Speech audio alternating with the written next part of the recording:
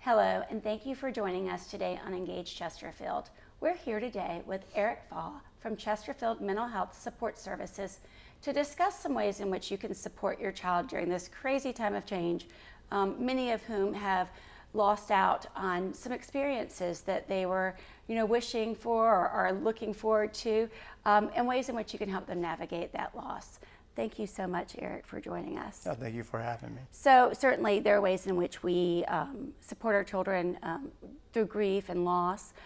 If you'd like to touch on just kind of some of those overarching themes, and then how it applies to where we are right now. Sure. Yeah, there's a myriad of ways that people grieve.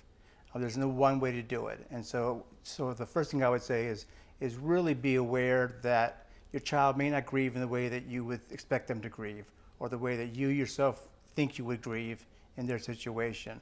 Because of their brain development, because of their perspective on life, they're going to grieve in their own unique way. And so it really is about being supportive of them, letting them talk about their feelings, letting them express how they feel about what's going on, and being aware that to them, the losses that they're now experiencing in terms of school, for example, you combine that with all the other concerns and fears that they're having about the virus and so on, and it just exacerbates the whole situation for them, creating the chances for more anxiety and even depression. And so it does last for, it doesn't last forever, and you Right. have the perspective of the adult, right? Because you know that there are other exciting things that are coming down the road. They just don't understand that yet, and it's just that's not as big to them as this is. So I'm thinking about like our high school seniors, or the child that's been practicing all year long for the high school musical and then that's gone, or fifth grade graduations, or the sports team. Can you speak to some of the strategies that as a parent I could help support my child? Some things to do and some things not to do. Yeah, first off, really to be aware that this is a true loss for them. That to us, we have the perspective of distance and age to know that this is one small situation in a much larger picture. They don't have that, and so we need to be aware that for them, this is a big loss. It's certainly in their picture, it's a bigger loss than how we perceive it. And we really need to be aware that to them, this is genuine, this is true, and they need to go through the process of grieving. So that's the first step, is really just being there for them and not telling them basically that this is not a big deal, or just get over it.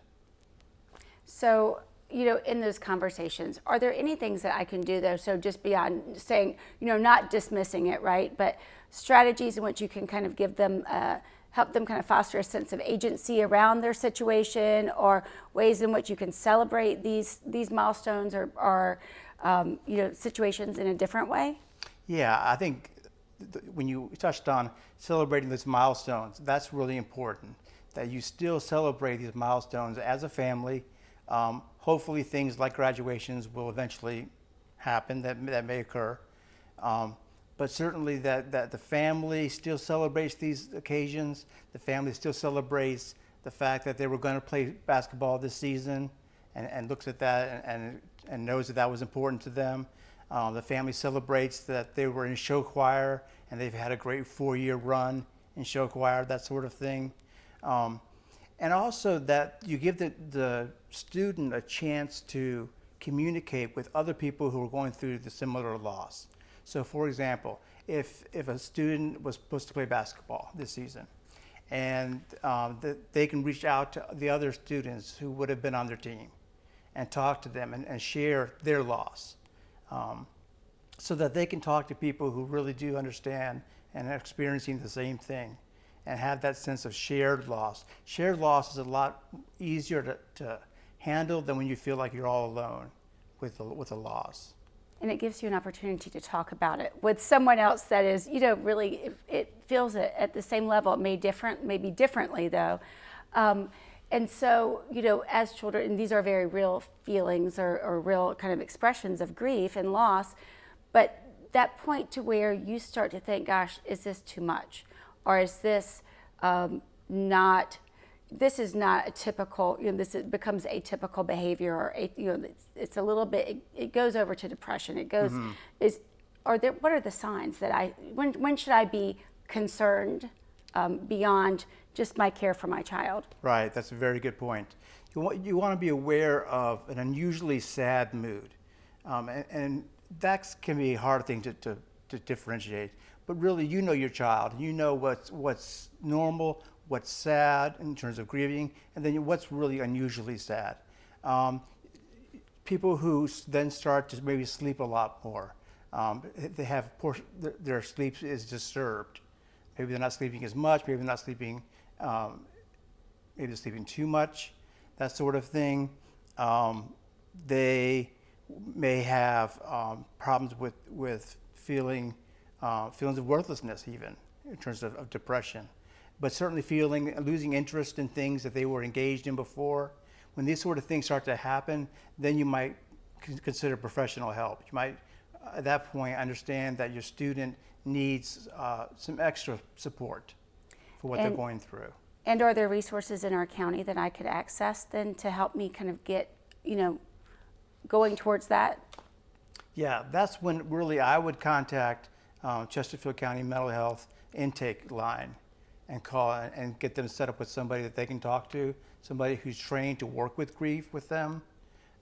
If need be, we also have a crisis line, so that if you feel like your student is going through a depression that is alarming to you in any way, you can call the crisis line. So those two phone numbers are very important, so that you can get them that professional help to deal with what has become depression instead of just grief.